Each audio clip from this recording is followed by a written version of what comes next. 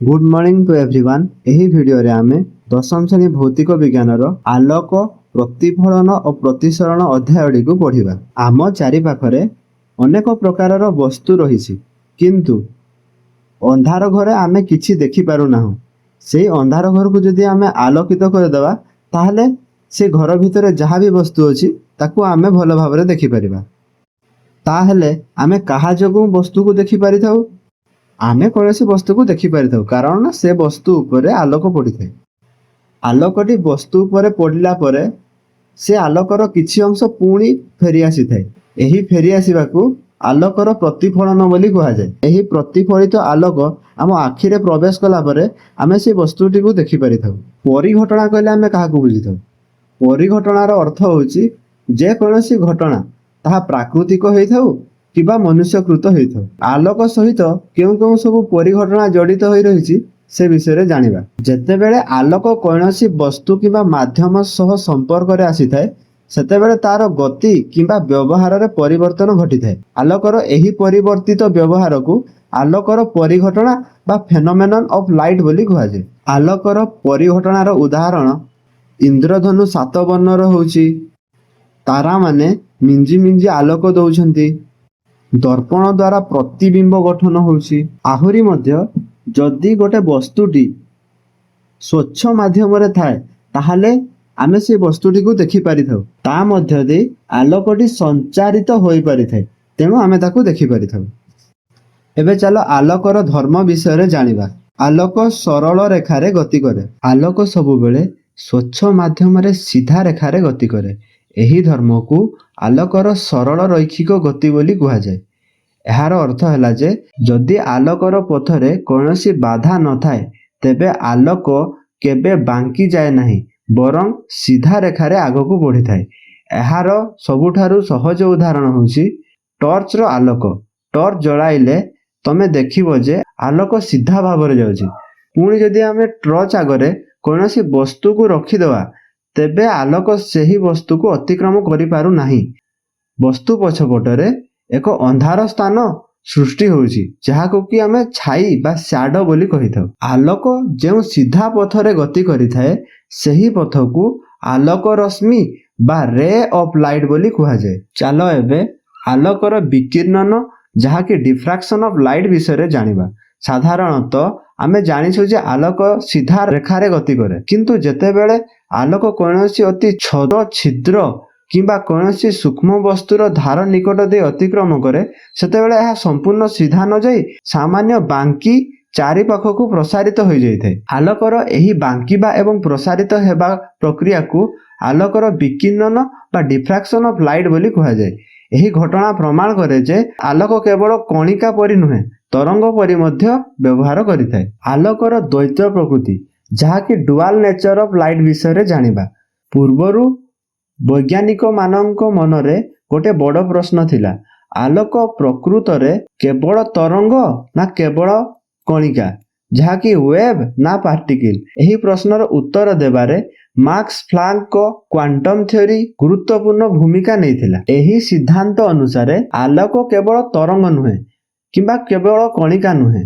परिस्थिति अनुसार आलोक केबे तरंग परि व्यवहार करिथाय एवं केतेबेले ताहा कणिका परि व्यवहार करिथाय। एहीपरि आलोकर तरंग और कणिका उभय प्रकृति को आलोकर द्वैत प्रकृति बा डुअल नेचर ऑफ लाइट बोली कहा जाय। चलो एबे समतल दर्पण रे आलोकर प्रतिफलनर नियम विषय रे जानिबा जहाकू कि हमें law of reflection in plane mirror बोली कहिथाउ। जेतेबेले आलोक कौनसी चिकन बा चकचक करुथवा पृष्ठ उपरे जेपरि कि समतल दर्पण उपरे पड़िथाय सही समय रे आलोक पुणी सही माध्यम को फेरी आसीथाय। एही घटना को आलोकर प्रतिफलन बा रिफ्लेक्शन ऑफ लाइट बोली कहा जाय। चलो एबे एहार नियम गुडी को जानिबा। एठारे तीनोटी रेखा को ध्यान दियो। गोटी आपतित किरण जहाको कि हमें इंसिडेंट रे बोली कहिथाउ। अन्यटी होछि प्रतिफलित किरण जहाको रिफ्लेक्टेड रे बोली कहिथाउ एवं लंब जहाको कि हमें नॉर्मल बोली कहिथाउ। एही तीनोटी एक समतल रे रहिथांती। एबे द्वितीय नियमटी को बुझिबा। आपतन कोण सर्वदा ପ୍ରତିଫଳନ କୋଣ ସହ ସମାନ ହୋଇଥାଏ। ଏହି ପ୍ରତିଫଳନର ନିୟମ ଗୁଡ଼ିକ ପ୍ରତିଫଳକର ବକ୍ର ପୃଷ୍ଠ ସମେତ ଯେକୌଣସି ପୃଷ୍ଠ ତଳ ପାଇଁ ମଧ୍ୟ ପ୍ରଯୁଜ୍ୟ ହୋଇଥାଏ। ଆମେ ଦର୍ପଣର ନିୟମ ଗୁଡ଼ିକୁ ଜାଣିଲୁ। ଏବେ ଚାଲ ଦର୍ପଣର ପ୍ରକୃତି ଓ ଗୁଣ ବିଷୟରେ ଜାଣିବା। ସମତଳ ଦର୍ପଣ ଦ୍ୱାରା ସୃଷ୍ଟି ହେଉଥିବା ପ୍ରତିବିମ୍ବ ସର୍ବଦା ଆଭାସୀ ଓ ସଳଖ ହୋଇଥାଏ। ଆଭାସୀର ଅର୍ଥ ଏହାକୁ ଆମେ କୌଣସି ପରଦା ଉପରେ ଧରିପାରିବା ନାହିଁ, ସେ ମିରର ଭିତରେ ହିଁ ଦେଖିପାରିବା। ଏଠାରେ ଯେଉଁ ପ୍ରତିବିମ୍ବଟି ସୃଷ୍ଟି ହୋଇଥାଏ ଏହାର ଆକାର ବସ୍ତୁର ଆକାର ସହିତ ସମାନ ହୋଇଥାଏ। ଏହି ସମତଳ ଦର୍ପଣ ସାମ୍ନାରେ ବସ୍ତୁଟି ଯେତିକି ଦୂରରେ ଥାଏ ପ୍ରତିବିମ୍ବରେ ମଧ୍ୟ ଦର୍ପଣର ପଛପଟେ ତାହା ସେତିକି ଦୂରରେ ରହିଥାଏ। ଏହି ଦର୍ପଣରେ ପ୍ରତିବିମ୍ବର ପାର୍ଶ୍ୱ ପରିବର୍ତ୍ତନ ହୋଇଥାଏ। ଆମେ ଏହି ସମତଳ ଦର୍ପଣଟିକୁ କୋଉ ଜାଗାରେ ବ୍ୟବହାର କରିଥାଉ? ମୁହଁ ଦେଖିବାରେ ବ୍ୟବହାର କରିଥାଉ। ଏହାକୁ ପେରିସ୍କୋପରେ ମଧ୍ୟ ବ୍ୟବହାର କରାଯାଇଥାଏ। ପେରିସ୍କୋପ ମେନଲି ସବମରିନରେ ୟୁଜ୍ କରାଯାଇଥାଏ, ଯାହାକୁ କି ଆମେ ବୁଡ଼ା ଜାହାଜ ବୋଲି କହିଥାଉ। ଏହି ଚିତ୍ରରେ ଦେଖ, ଏକ ସବମରିନରୁ ଏହି ପେରିସ୍କୋପଟିକୁ ବାହାରକୁ ବାହାର କରାଯାଇଛି ଏବଂ ପ୍ଲେନ ମିରର ଦ୍ୱାରା ତାହା ଗୋଟିଏ ମିରରରୁ ରିଫ୍ଲେକ୍ଟ ହେଇ ଆଉ ଗୋଟିଏ ମିରର ପାଖକୁ ଯାଉଛି। ତାପରେ ତାହାକୁ ଆମେ ଆମ ଆଖିରେ ଦେଖିପାରୁଛୁ। ସଜସାଜ୍ୟ ସାମଗ୍ରୀରେ ମଧ୍ୟ ଏହାକୁ ବ୍ୟବହାର କରାଯାଇଥାଏ। ଏହି ଚିତ୍ରରେ ଦେଖ, ପାର୍ଶ୍ୱ ପରିବର୍ତ୍ତନ ହେଉଛି। ସେଇଥିପାଇଁ ଆମ୍ବୁଲାନ୍ସରେ ଓଲଟା ପଟୁ ଆମ୍ବୁଲାନ୍ସ ଲେଖାଯାଇଥାଏ, କାରଣ ଯେତେବେଳେ ଆମେ ଗାଡ଼ି ଚଲାଉଥାଉ ଏବଂ ପଛକୁ ମିରରରେ ଦେଖିଥାଉ ତ ଆମକୁ ଆମ୍ବୁଲାନ୍ସ ଲେଖାଟି ଠିକ୍ ଭାବରେ ଦେଖାଯାଇଥାଏ। ତୁମ ପାଇଁ କାମ 6.1ଟିକୁ ଦେଖ। ଆମେ ଗୋଟିଏ ଚକଚକ୍ କରୁଥିବା ବଡ଼ ଚାମଚଟିଏ ନେଇଛୁ। ତାର ଭିତର ବକ୍ର ପୃଷ୍ଠରେ ଆମେ ଆମ ମୁହଁଟିକୁ ଦେଖୁଛୁ ଏବଂ ଦେଖୁଛୁ ଯେ ଯେତେବେଳେ ମୁହଁଟି ଆମର ସେଇ ବଡ଼ ଚାମଚର ପାଖରେ ରହୁଛି ଆମର ଛବିଟି ବଡ଼ ଦେଖାଯାଉଛି। ଯେତେବେଳେ ଆମେ ଦୂରକୁ ପଳାଉଛୁ ସେହି ସମୟରେ ତାହା ଓଲଟି ଯାଉଛି ଏବଂ ବହୁତ ଛୋଟ ଦେଖାଯାଉଛି। ତାପରେ ଆମେ ଚାମଚର ପଛପଟଟିକୁ ସେଇଭଳି ଦେଖୁଛୁ। ଏଠାରେ ଆମେ ଦେଖୁଛୁ ଯେ ଆମ ମୁହଁ ଅପେକ୍ଷା ଆମ ମୁହଁର ପ୍ରତିବିମ୍ବଟି ବହୁତ ଛୋଟ ଦେଖାଯାଉଛି। ଆମେ ଦେଖିଲୁ ଯେ ଚାମଚର ବକ୍ରପୃଷ୍ଠ ଏକ ବକ୍ରପୃଷ୍ଠ ଦର୍ପଣ ପରି କାମ କରୁଛି। ଏହି ପ୍ରକାରର ଦର୍ପଣକୁ ବୃତ୍ତାକାର ଦର୍ପଣ ବା ସ୍ପେରିକାଲ ମିରର ବୋଲି କୁହାଯାଏ। ସ୍ପେରିକାଲ ମିରରର ପ୍ରତିଫଳନ ପୃଷ୍ଠ ଏକ ଗୋଲକର ପୃଷ୍ଠର ଗୋଟିଏ ଅଂଶ ହୋଇଥାଏ, ସେଥିପାଇଁ ଏହାର ନାମ ସ୍ପେରିକାଲ ମିରର। ଚାଲ ବର୍ତ୍ତମାନ ଏହି ବର୍ତ୍ତୁଳାକାର ଦର୍ପଣ, ଯାହାକୁ କି ଆମେ ସ୍ପେରିକାଲ ମିରର ବୋଲି କହିଥାଉ, ତା ବିଷୟରେ ଜାଣିବା। ବର୍ତ୍ତୁଳାକାର ଦର୍ପଣର ପ୍ରତିବିମ୍ବର ପୃଷ୍ଠ ଭିତର ଆଡ଼କୁ କିମ୍ବା ବାହାର ଆଡ଼କୁ ବକ୍ର ହୋଇ ରହିଥାଏ। ଭିତର ଆଡ଼କୁ ବକ୍ର ହୋଇ ରହିଥିବା ପୃଷ୍ଠକୁ ଅବତଳ ବା କନକେଭ ଦର୍ପଣ କୁହାଯାଏ ଏବଂ ବାହାର ଆଡ଼କୁ ବକ୍ର ହୋଇ ରହିଥିବା ପୃଷ୍ଠକୁ ଉତ୍ତଳ ବା କନଭେକ୍ସ ମିରର ବୋଲି କୁହାଯାଏ। ଏବେ ଆସ ଉତ୍ତଳ ଏବଂ ଅବତଳ ଦର୍ପଣ ବିଷୟରେ ବୁଝିବା। ପ୍ରଥମେ ଉତ୍ତଳ ଦର୍ପଣ ବିଷୟରେ ଜାଣିବା। ଯେଉଁ ବୃତ୍ତାକାର ଦର୍ପଣର ପ୍ରତିଫଳନ ପୃଷ୍ଠ ବାହାର ଆଡ଼କୁ ବକ୍ର ହୋଇଥାଏ ତାହାକୁ ଉତ୍ତଳ ବା କନଭେକ୍ସ ମିରର ବୋଲି କୁହାଯାଏ। ଏହାର ପ୍ରତିଫଳନ ପୃଷ୍ଠ ଗୋଲକର କେନ୍ଦ୍ରର ବିପରୀତ ଦିଗରେ ରହିଥାଏ, ସେଥିପାଇଁ ଏହାର ପ୍ରତିଫଳିତ ଆଲୋକ ରଶ୍ମି ଅପସାରିତ ହୋଇଥାଏ। ଏହି କାରଣରୁ ଉତ୍ତଳ ଦର୍ପଣ ସର୍ବଦା ଛୋଟ, ସିଧା ଏବଂ ଆଭାସୀ ପ୍ରତିବିମ୍ବ ସୃଷ୍ଟି କରିଥାଏ। ଏବେ ଚାଲ ଅବତଳ ଦର୍ପଣ ବିଷୟରେ ଜାଣିବା। ଯେଉଁ ବୃତ୍ତାକାର ଦର୍ପଣର ପ୍ରତିଫଳନ ପୃଷ୍ଠ ଭିତର ଆଡ଼କୁ ବକ୍ର ହୋଇଥାଏ ତାହାକୁ ଅବତଳ ବା କନକେଭ ମିରର ବୋଲି କୁହାଯାଏ।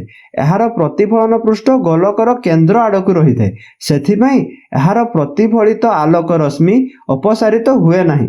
ଏହାର ପ୍ରତିଫଳିତ ଆଲୋକ ରଶ୍ମି ଅଭିସାରିତ ବା କନଭର୍ଜ ହୋଇଥାଏ। ବସ୍ତୁର ସ୍ଥାନ ଅନୁସାରେ ଅବତଳ ଦର୍ପଣ ବଡ଼, ଛୋଟ, ସିଧା କିମ୍ବା ଓଲଟା ପ୍ରତିବିମ୍ବ ସୃଷ୍ଟି କରିଥାଏ। ଏହି ଚିତ୍ରରେ ଦେଖ, ଏହା କନକେଭ ମିରର ଏବଂ ଏହା ହେଉଛି କନଭେକ୍ସ ମିରର। ପୋଲ ହେଉଛି ବର୍ତ୍ତୁଳାକାର ଦର୍ପଣର ବକ୍ର ପ୍ରତିଫଳନ ପୃଷ୍ଠର ଠିକ୍ ମଧ୍ୟବିନ୍ଦୁ। ସରଳ ଭାଷାରେ କହିଲେ, ଦର୍ପଣର ଯେଉଁ ସ୍ଥାନରେ ବକ୍ର ପ୍ରତିଫଳନ ପୃଷ୍ଠର ମଝି ଭାଗ ରହିଛି ସେହି ବିନ୍ଦୁକୁ ପୋଲ ବୋଲି କୁହାଯାଏ। ଏହାକୁ ଇଂରାଜୀ ଅକ୍ଷରରେ P ବୋଲି ସୂଚିତ କରାଯାଏ। ଏବେ ଆସ ବୃତ୍ତାକାର ଦର୍ପଣର ଆଉ ଏକ ଗୁରୁତ୍ୱପୂର୍ଣ୍ଣ ଅଂଶ, ଯାହାକି ବକ୍ରତା କେନ୍ଦ୍ର ବିଷୟରେ ଜାଣିବା। ଆମେ ଜାଣିଛୁ ଯେ ବୃତ୍ତାକାର ଦର୍ପଣ ଏକ ଗୋଲକର ପୃଷ୍ଠର ଗୋଟିଏ ଅଂଶ ଅଟେ। ସେହି ଗୋଲକର କେନ୍ଦ୍ରକୁ ବକ୍ରତା କେନ୍ଦ୍ର ବା ସେଣ୍ଟର ଅଫ କର୍ଭେଚର ବୋଲି କୁହାଯାଏ। ଏହାକୁ ଇଂରାଜୀ ଅକ୍ଷର C ଦ୍ୱାରା ସୂଚିତ କରାଯାଏ। ବକ୍ରତା କେନ୍ଦ୍ର ଦର୍ପଣର ପ୍ରତିଫଳନ ପୃଷ୍ଠ ଉପରେ ନଥାଏ, ଏହା ଦର୍ପଣର ବାହାରେ ଅବସ୍ଥିତ ହୋଇଥାଏ। ଅବତଳ ବା କନକେଭ ଦର୍ପଣରେ ବକ୍ରତା କେନ୍ଦ୍ର ଦର୍ପଣର ସମ୍ମୁଖ ପାର୍ଶ୍ୱରେ ରହିଥାଏ ଏବଂ ଉତ୍ତଳ ଦର୍ପଣରେ ବକ୍ରତା କେନ୍ଦ୍ର ଦର୍ପଣର ପଛ ପାର୍ଶ୍ୱରେ ରହିଥାଏ। ବର୍ତ୍ତୁଳାକାର ଦର୍ପଣର ଆଉ ଏକ ଗୁରୁତ୍ୱପୂର୍ଣ୍ଣ ଅଂଶ ଯାହାକି ବକ୍ରତା ବ୍ୟାସାର୍ଦ୍ଧ, ଯାହାକୁ କି ଆମେ ରେଡିୟସ୍ ଅଫ୍ କର୍ଭେଚର ବୋଲି କହିଥାଉ, ତା ବିଷୟରେ ଜାଣିବା। ଆମେ ପୂର୍ବରୁ ଜାଣିଛୁ ଯେ ବର୍ତ୍ତୁଳାକାର ଦର୍ପଣ ଏକ କାଳ୍ପନିକ ଗୋଲକର ଗୋଟିଏ ଅଂଶ ଅଟେ। ସେହି କାଳ୍ପନିକ ଗୋଲକର ବ୍ୟାସାର୍ଦ୍ଧକୁ ବକ୍ରତା ବ୍ୟାସାର୍ଦ୍ଧ ବା ରେଡିୟସ୍ ଅଫ୍ କର୍ଭେଚର ବୋଲି କୁହାଯାଏ। ଏହାକୁ ଇଂରାଜୀ ଅକ୍ଷର R ଦ୍ୱାରା ସୂଚିତ କରାଯାଏ। ସରଳ ଭାଷାରେ କହିଲେ ପୋଲ ଠାରୁ ବକ୍ରତା କେନ୍ଦ୍ର ପର୍ଯ୍ୟନ୍ତ ଦୂରତାକୁ ବକ୍ରତା ବ୍ୟାସାର୍ଦ୍ଧ ବୋଲି କୁହାଯାଏ। ଏବେ ଚାଲ ଫୋକସ ବିଷୟରେ ଜାଣିବା। ପ୍ରଥମେ ଅବତଳ ଦର୍ପଣର ଫୋକସ ବିଷୟରେ ଜାଣିବା। ମୁଖ୍ୟ ଅକ୍ଷ, ଯାହାକୁ କି ଆମେ ପ୍ରିନ୍ସିପାଲ ଆକ୍ସିସ୍ ବୋଲି କହିଥାଉ, ଏହି ମୁଖ୍ୟ ଅକ୍ଷ ସହିତ ସମାନ୍ତରାଳ ଅନେକ ଆଲୋକ ରଶ୍ମି ଅବତଳ ଦର୍ପଣ ଉପରେ ଆପତିତ ହେଲେ ପ୍ରତିଫଳନ ହୋଇଥାଏ। ଏହି ପ୍ରତିଫଳନ ହେବା ଯୋଗୁଁ ଏହି ରଶ୍ମି ଗୁଡ଼ିକ ମୁଖ୍ୟ ଅକ୍ଷ ଉପରେ ଥିବା ଏକ ନିର୍ଦ୍ଦିଷ୍ଟ ବିନ୍ଦୁରେ ଆସି ମିଶିଥାନ୍ତି। ସେହି ବିନ୍ଦୁକୁ ଫୋକସ କୁହାଯାଏ। ଏହାକୁ ଇଂରାଜୀ ଅକ୍ଷର F ଦ୍ୱାରା ସୂଚିତ କରାଯାଏ। ଏହି ଫୋକସଟି ହେଉଛି ବ୍ୟାସାର୍ଦ୍ଧର ମଧ୍ୟବିନ୍ଦୁ। ଏବେ ଚାଲ ଉତ୍ତଳ ଦର୍ପଣର ଫୋକସ ବିଷୟରେ ଜାଣିବା। ଏଠାରେ ମଧ୍ୟ ମୁଖ୍ୟ ଅକ୍ଷ ସହିତ ସମାନ୍ତରାଳ ଅନେକ ଆଲୋକ ରଶ୍ମି ଉତ୍ତଳ ଦର୍ପଣ ଉପରେ ଆପତିତ ହେଲା ପରେ ପ୍ରତିଫଳନ ହୋଇଥାନ୍ତି। ଏହି ଆଲୋକ ରଶ୍ମି ଗୁଡ଼ିକ ଅପସାରିତ ହୋଇ ବା ଡାଇଭର୍ଜ ହୋଇ ବିଭିନ୍ନ ଦିଗକୁ ଚାଲି ଯାଇଥାନ୍ତି। ଯଦି ପ୍ରତିଫଳିତ ରଶ୍ମି ଗୁଡ଼ିକୁ ପଛ ଆଡ଼କୁ କାଳ୍ପନିକ ଭାବରେ ବର୍ଦ୍ଧିତ କରାଯାଏ, ତେବେ ସେଗୁଡ଼ିକ ମୁଖ୍ୟ ଅକ୍ଷ ଉପରେ ଥିବା ଏକ ବିନ୍ଦୁରୁ ବାହାରିଥିବା ପରି ଜଣାପଡ଼େ। ଏହି ବିନ୍ଦୁକୁ ଉତ୍ତଳ ଦର୍ପଣର ପ୍ରମୁଖ ଫୋକସ ବୋଲି କୁହାଯାଏ। ଏହାକୁ ଇଂରାଜୀ ଅକ୍ଷର F ଦ୍ୱାରା ସୂଚିତ କରାଯାଏ। ଯେହେତୁ ଆଲୋକ ରଶ୍ମି ଗୁଡ଼ିକ ପ୍ରକୃତରେ ଏହି ବିନ୍ଦୁରେ ମିଳିତ ହୁଅନ୍ତି ନାହିଁ, କେବଳ ମିଳୁଥିବା ପରି ଦେଖାଯାଇଥାନ୍ତି, ସେଥିପାଇଁ ଏହାକୁ ଆଭାସୀ ପ୍ରମୁଖ ଫୋକସ ବୋଲି କୁହାଯାଏ। ପୋଲ ଏବଂ ଫୋକସ ମଧ୍ୟରେ ଥିବା ଦୂରତାକୁ ଫୋକସ ଦୂରତା ବା ଫୋକାଲ ଲେନ୍ଥ ବୋଲି କୁହାଯାଏ। ଫୋକସ ଦୂରତାକୁ ଇଂରାଜୀ ଅକ୍ଷର F ଦ୍ୱାରା ସୂଚିତ କରାଯାଏ। ଫୋକସ ଦୂରତା ସର୍ବଦା ବକ୍ରତା ବ୍ୟାସାର୍ଦ୍ଧର ଅର୍ଦ୍ଧ ହୋଇଥାଏ ବା ଅଧା ହୋଇଥାଏ। ତାହେଲେ ଚାଲ ଏବେ ଜାଣିବା ଦ୍ୱାରକ ବା ଆପାର୍ଚର କ'ଣ।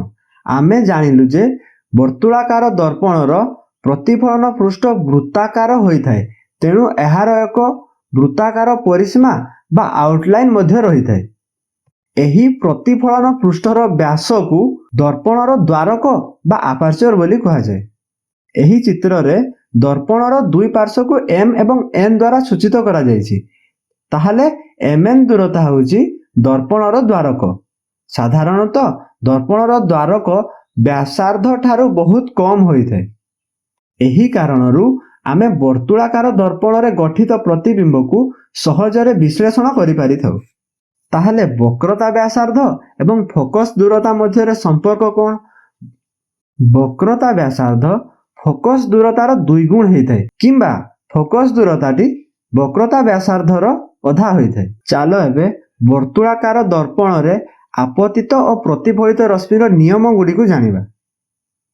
ପ୍ରଥମ ନିୟମଟି ହେଉଛି, ଏହି ମୁଖ୍ୟ ଅକ୍ଷ ସହିତ ସମାନ୍ତରାଳ ଏକ ଆଲୋକ ରଶ୍ମି ଅବତଳ ଦର୍ପଣ ଉପରେ ପଡ଼େ, ତେବେ ପ୍ରତିଫଳନ ପରେ ସେହି ରଶ୍ମି ପ୍ରମୁଖ ଫୋକସ ଦେଇ ଯାଇଥାଏ। ଯଦି କୌଣସି ଆଲୋକ ରଶ୍ମି ପ୍ରମୁଖ ଫୋକସ ଦେଇ ଆସେ ଏବଂ ଅବତଳ ଦର୍ପଣ ଉପରେ ପଡ଼େ, ତେବେ ପ୍ରତିଫଳନ ପରେ ସେହି ରଶ୍ମି ମୁଖ୍ୟ ଅକ୍ଷ ସହ ସମାନ୍ତରାଳ ହୋଇ ଫେରିଯାଏ।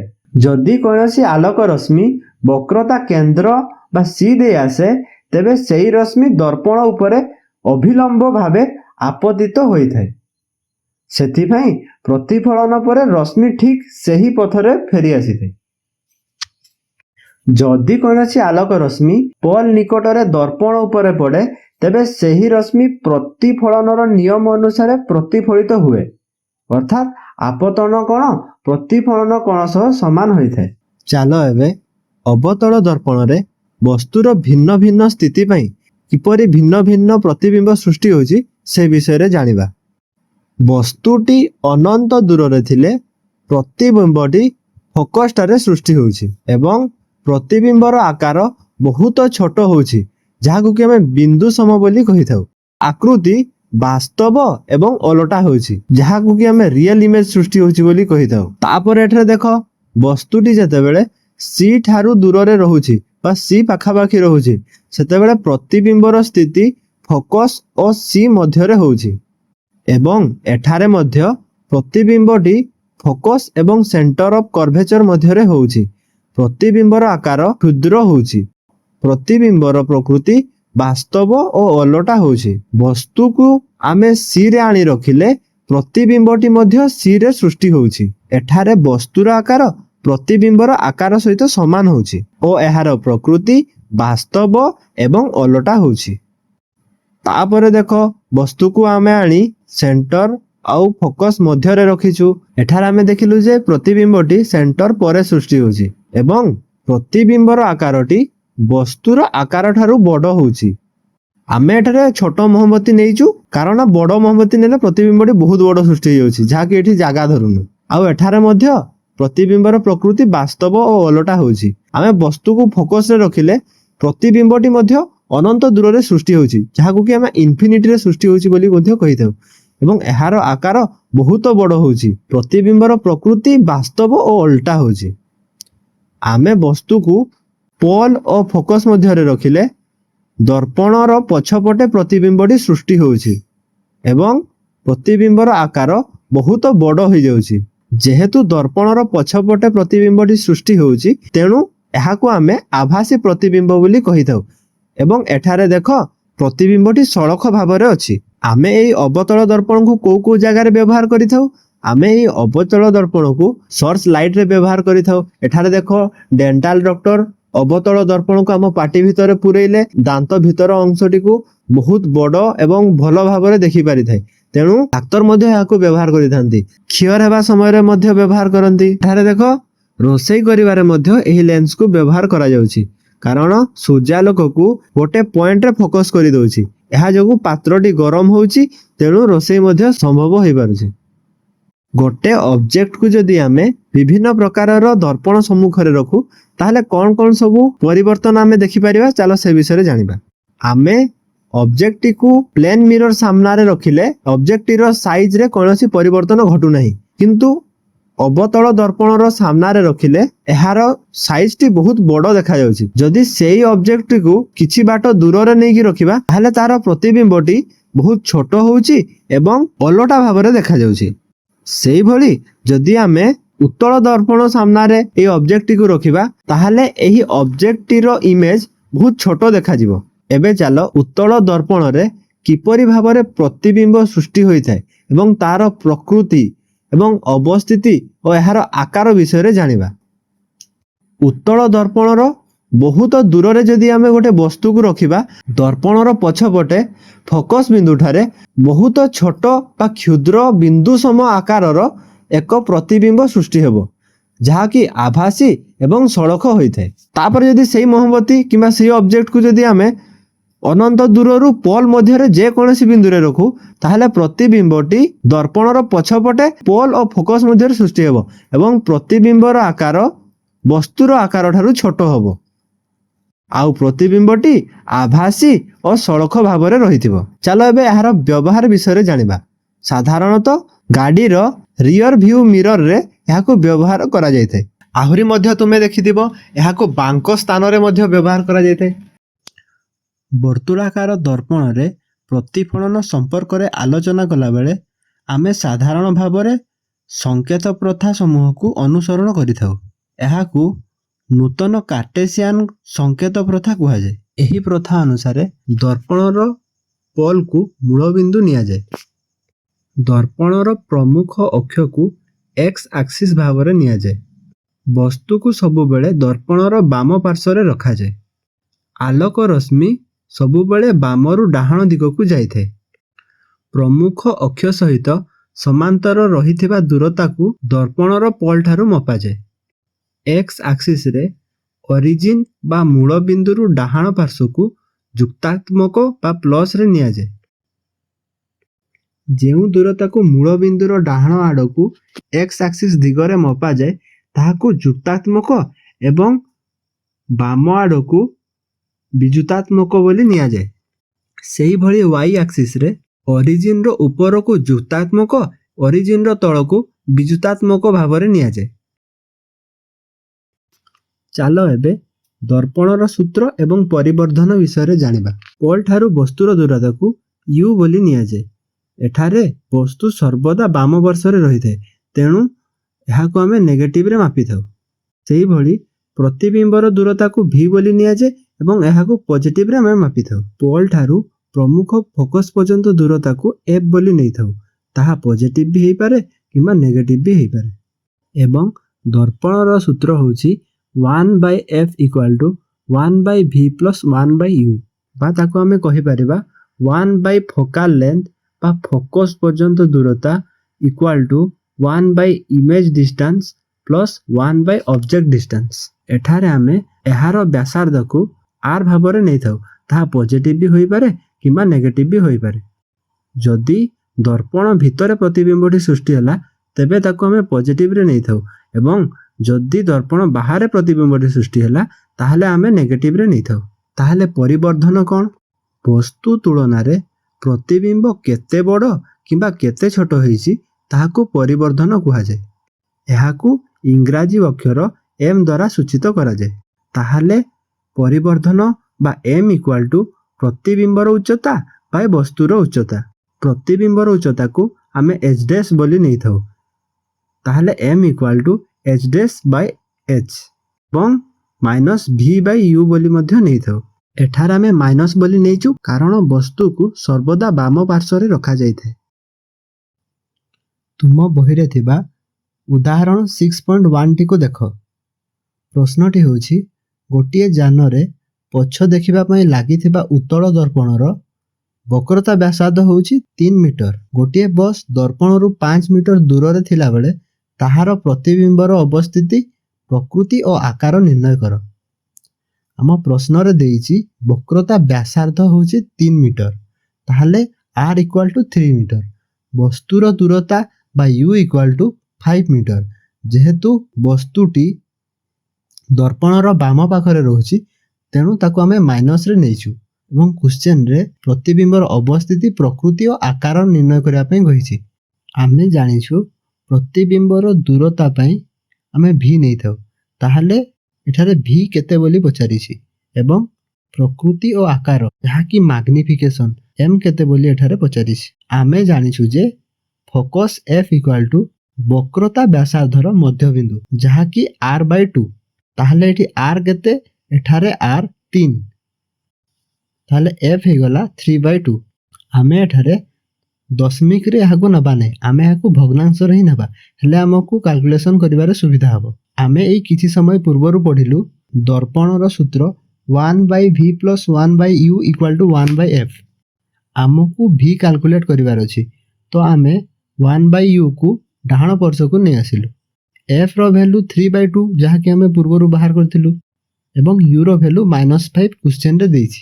ଏବେ ଚାଲ ୟାର ଭ୍ୟାଲୁକୁ ଏଠାରେ ପୁଟ୍ କରିବା। ତାହେଲେ 1/v = 1/3/2 - 1/5। ଯେହେତୁ 3/2ଟି ହରଣ ହେଇଛି, ଉପରକୁ ଗଲେ ତାହା ଗୁଣନ ହେଇଯିବ। ଗୁଣନ ହେଲା ପରେ 3/2 ହେଇଯାଉଛି। -1/-5, ଆମେ ଜାଣିଛୁ ମାଇନସ୍ ମାଇନସ୍ ପ୍ଲସ୍ ହୁଏ, ତାହେଲେ 2/3 + 1/5। ତାପରେ ୟାକୁ ଆମେ କାଲକୁଲେଟ କଲେ 1/v ର ଭ୍ୟାଲୁ 13/15 ପାଉଛୁ। v ପାଇବା ପାଇଁ ଆମେ ତାକୁ ଓଲଟେଇ ଦେବା, ତାହେଲେ v ର ଭ୍ୟାଲୁ କେତେ? 15/13 କଲେ 1.15 ମିଟର ବାହାରୁଛି। ତାହେଲେ ପ୍ରତିବିମ୍ବଟି ଦର୍ପଣର ପଛପଟେ ଦର୍ପଣ ଠାରୁ 1.15 ମିଟର ଦୂରରେ ସୃଷ୍ଟି ହେବ। ତାହେଲେ ମାଗ୍ନିଫିକେସନ ବା ପରିବର୍ଦ୍ଧନ କେତେ?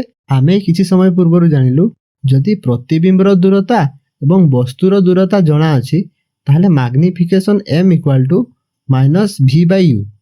ଆମେ v କେତେ ପାଇଛୁ? ଆମେ v 15/13 ପାଇଥିଲୁ ଏବଂ u ଟି କ୍ୱେଶ୍ଚନରେ ଦିଆ ହେଇଥିଲା -5। -5 ହେଇଗଲା, 5ଟି ହରଣ ଥିଲା, ଉପରକୁ ଗଲେ ଗୁଣନ ହେଇଗଲା, 15/13 × 1/5, ହେଲେ m ମାଗ୍ନିଫିକେସନ = 3/13। 3/13ଟି 1ରୁ ଛୋଟ, ତେଣୁ ପ୍ରତିବିମ୍ବଟି ଆଭାସୀ, ସଳଖ ଓ ବସ୍ତୁ ତୁଳନାରେ ଆକାରରେ ଛୋଟ ହେବ। Good morning everyone. ଏହି ଭିଡ଼ିଓରେ ଆଲୋକ ପ୍ରତିଫଳନ ଓ ପ୍ରତିସରଣ ଟପିକର ଫାଷ୍ଟ ଭିଡ଼ିଓରେ ଯାହା ବି କିଛି ବାକି ରହିଯାଇଛି ତାକୁ ଏଇ ଭିଡ଼ିଓରେ କମ୍ପ୍ଲିଟ୍ କରିବା। ଏଠାରେ ଚିତ୍ରକୁ ଦେଖ। କାଚ ସ୍ଲାବ୍ ତଳେ ଥିବା ଅକ୍ଷର କାହିଁକି ଉପରକୁ ଉଠିଲା ପରି ଲାଗେ? ପାଣିରେ ରଖାଯାଇଥିବା ପେନସିଲ୍ ବଙ୍କା କାହିଁକି ଦେଖାଯାଏ? ପାଣିରେ ଥିବା ଲେମ୍ବୁ ବଡ଼ କାହିଁକି ଦେଖାଯାଏ? ଜଳାଶୟର ତଳ ଭାଗ କାହିଁକି ଉପରକୁ ଦେଖାଯାଏ? ଏହି ସବୁର କାରଣ ହେଉଛି ଆଲୋକର ପ୍ରତିସରଣ। ତାହେଲେ ଚାଲ ଜାଣିବା ଆଲୋକର ପ୍ରତିସରଣ କ'ଣ? ଆଲୋକ ରଶ୍ମି ଗୋଟିଏ ସ୍ୱଚ୍ଛ ମାଧ୍ୟମରୁ ଅନ୍ୟ ଏକ ମାଧ୍ୟମକୁ ପ୍ରବେଶ କରେ, ସେହି ସମୟରେ ଏହାର ଗତିପଥ ବଙ୍କା ହୋଇଥାଏ। ଆଲୋକର ଏହି ଗତିପଥର ପରିବର୍ତ୍ତନକୁ ଆଲୋକର ପ୍ରତିସରଣ ବା ରିଫ୍ରାକ୍ସନ୍ ଅଫ୍ ଲାଇଟ୍ ବୋଲି କୁହାଯାଏ। ତାହେଲେ ଆଲୋକ ବଙ୍କା କାହିଁକି ହୁଏ? ଏହାର କାରଣ ହେଉଛି ବିଭିନ୍ନ ମାଧ୍ୟମରେ ଆଲୋକର ବେଗ ସମାନ ରହିନଥାଏ। ଉଦାହରଣ ସ୍ୱରୂପ ବାୟୁରେ ଆଲୋକର ବେଗ ଅଧିକ ହୋଇଥାଏ, କିନ୍ତୁ କାଚରେ କିମ୍ବା ଜଳରେ ଏହାର ବେଗ କମିଯାଇଥାଏ। ତେଣୁ ଯେତେବେଳେ ଆଲୋକ ବାୟୁରୁ କାଚ କିମ୍ବା ଜଳକୁ ପ୍ରବେଶ କରେ, ଏହାର ବେଗ କମିଯାଏ ଏବଂ ଆଲୋକ ରଶ୍ମି ଅଭିଲମ୍ବ ଆଡ଼କୁ ବଙ୍କା ହୋଇଯାଏ। ପୁଣି ଯେତେବେଳେ କାଚ କିମ୍ବା ଜଳରୁ ଆଲୋକ ରଶ୍ମି ବାହାରି ବାୟୁକୁ ଚାଲିଆସେ, ସେହି ସମୟରେ ମଧ୍ୟ ବେଗ ବଢ଼ିଯାଏ ଏବଂ ଆଲୋକ ରଶ୍ମି ଅଭିଲମ୍ବ ଠାରୁ ଦୂରେଇ ବଙ୍କା ହୋଇଯାଏ। ତାହେଲେ ପ୍ରତିସରଣର ମୂଳ କାରଣ ହେଉଛି ବିଭିନ୍ନ ମାଧ୍ୟମରେ ଆଲୋକର ବେଗ ଭିନ୍ନ ଭିନ୍ନ ହୋଇଥାଏ। ଚାଲ ଏବେ ଆୟତାକାର କାଚ ସ୍ଲାବ୍ ମଧ୍ୟରେ କିପରି ଭାବରେ ପ୍ରତିସରଣ ହୋଇଥାଏ ସେ ବିଷୟରେ ଜାଣିବା। ଏଠାରେ ଦେଖ O ବିନ୍ଦୁରେ କ'ଣ ଘଟୁଛି? ଆଲୋକ ଲଘୁ ମାଧ୍ୟମ ଯାହାକି ବାୟୁରୁ ଘନ ମାଧ୍ୟମ ଯାହାକି କାଚକୁ ପ୍ରବେଶ କରୁଛି ଏବଂ ପ୍ରବେଶ କରିବା ଫଳରେ ଏହି ଆଲୋକ ରଶ୍ମିଟି ଅଭିଲମ୍ବ ଆଡ଼କୁ ବାଙ୍କି ଯାଉଛି। ଆଉ ଏଠାରେ ଦେଖ ଆପତନ କୋଣଟି ପ୍ରତିସରଣ କୋଣ ଅପେକ୍ଷା ବଡ଼ ହେଉଛି। ତାପରେ O' ବିନ୍ଦୁକୁ ଦେଖ ଆଲୋକ ଘନ ମାଧ୍ୟମ ଯାହାକି କାଚରୁ ବାହାରି ଲଘୁ ମାଧ୍ୟମ ଯାହାକି ବାୟୁକୁ ପ୍ରବେଶ କରୁଛି, ଆଉ ଏଠାରେ ରଶ୍ମି ଅଭିଲମ୍ବ ଠାରୁ ଦୂରକୁ ଚାଲି ଯାଉଛି। ଆଉ ଲକ୍ଷ୍ୟ କର ଆପତନ କୋଣ ପ୍ରତିସରଣ କୋଣ ଠାରୁ ସାନ ହେଉଛି, ଏଠାରେ ପ୍ରତିସରଣ କୋଣଟି ବଡ଼ ହେଉଛି। ଏହି ଆୟତାକାର କାଚ ସ୍ଲାବରେ AB ଓ CD ପୃଷ୍ଠ ପରସ୍ପର ସମାନ୍ତର। AB ପୃଷ୍ଠରେ ବି ଆଲୋକ ରଶ୍ମିଟି ବାଙ୍କି ଯାଉଛି ଏବଂ CD ପୃଷ୍ଠରେ ମଧ୍ୟ ଆଲୋକ ରଶ୍ମିଟି ବାଙ୍କି ଯାଉଛି। ଏହି ଦୁଇ ପୃଷ୍ଠରେ ବାଙ୍କିବାର ପରିମାଣ ସମାନ ଓ ବିପରୀତ। ଆଉ ଏଠାରେ ଦେଖ ନିର୍ଗତ ରଶ୍ମି ଆପତିତ ରଶ୍ମି ସହ ସମାନ୍ତର ହେଉଛି, କିନ୍ତୁ ଏହା ପାର୍ଶ୍ୱ ପରିବର୍ତ୍ତନ ଦେଖାଉଛି। ଯଦି ଆଲୋକ ରଶ୍ମିଟି ଅଭିଲମ୍ବ ଭାବରେ ପଡ଼େ ଅର୍ଥାତ୍ ପୃଷ୍ଠ ସହ 90 ଡିଗ୍ରୀରେ ପଡ଼େ, ତାହେଲେ ରଶ୍ମିଟି ବାଙ୍କିବ ନାହିଁ, ଏହା ସିଧା ଭାବରେ ଗତି କରି ଗୋଟିଏ ପାର୍ଶ୍ୱରୁ ଅନ୍ୟ ପାର୍ଶ୍ୱକୁ ଚାଲିଯିବ। ତାହେଲେ ପ୍ରତିସରଣର ଅର୍ଥ କ'ଣ? ଗୋଟିଏ ଆଲୋକ ରଶ୍ମି ଗୋଟିଏ ମାଧ୍ୟମରୁ ଅନ୍ୟ ଏକ ମାଧ୍ୟମକୁ ପ୍ରବେଶ କଲା ପରେ ଏହା ନିଜର ପ୍ରକୃତ ଗତିପଥରୁ ସାମାନ୍ୟ ବଙ୍କା ହୋଇଯାଇଥାଏ। ଏହାକୁ ପ୍ରତିସରଣ କୁହାଯାଏ। ଏଠାରେ ଆମେ ଦେଖିଲୁ ଯେ କାଚ ସ୍ଲାବରୁ ବାହାରୁଥିବା ରଶ୍ମି ପ୍ରବେଶ କରୁଥିବା ରଶ୍ମି ସହିତ ସମାନ୍ତର ହୋଇଥାନ୍ତି ଏବଂ ଏଠାରେ ମଧ୍ୟ ଲକ୍ଷ୍ୟ କର ଯେଉଁ ଏଙ୍ଗେଲରେ ଆଲୋକଟି ପ୍ରବେଶ କରୁଛି ସେଇ ଏଙ୍ଗେଲରେ ଆଲୋକଟି କାଚ ସ୍ଲାବରୁ ବାହାରି ଯାଉଛି। ଆଉ ଏଠାରେ କାଚ ସ୍ଲାବ୍ ଦେଇ ଗତି କରିବା ଅବସ୍ଥାରେ ଆଲୋକ ରଶ୍ମିର ଗତିପଥ ସାମାନ୍ୟ ପାର୍ଶ୍ୱକୁ ଘୁଞ୍ଚି ଯାଉଛି। ଏହାକୁ ପାର୍ଶ୍ୱବର୍ତ୍ତୀ ବିସ୍ଥାପନ ବୋଲି କୁହାଯାଏ।